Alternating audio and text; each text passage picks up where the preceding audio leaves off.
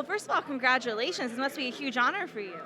Sam, it's incredible that I can't believe that we've done 10 years of podcasting around Survivor, and it's been nuts. So when you were first on the show, did you ever imagine that your actual career would turn into being a Survivor 24/7, like doing this for the rest of your life? No, when I was on Survivor, Survivor's always like a year away from being canceled. So you always feel like, okay, well, this is like the second to last Survivor. And I was on Survivor so long ago, podcasting wasn't invented. So I never imagined that there would be a career to build a community around the people that love the show so much. So what did the first podcast look like when you actually recorded it? And did you just think this is going to be a one-time thing or what?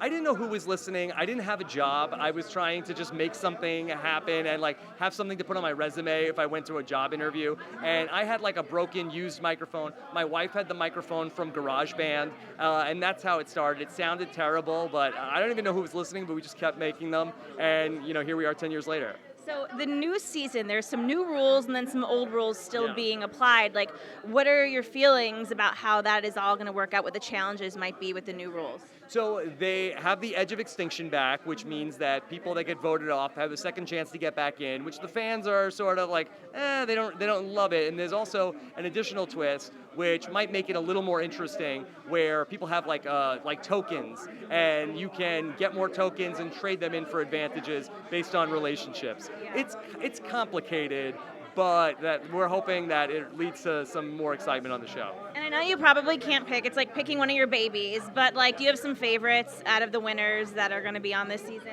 One of my favorite people on the show is Ethan, who ended up beating Hodgkin's lymphoma. That he was somebody who he was, very sick, probably around the time about 8 or 9 years ago, and it was really not looking good for Ethan. He made it all the way back. He's back there on Survivor. Also, Tyson is a great friend of mine, and he's so funny, and I hope he can do really well.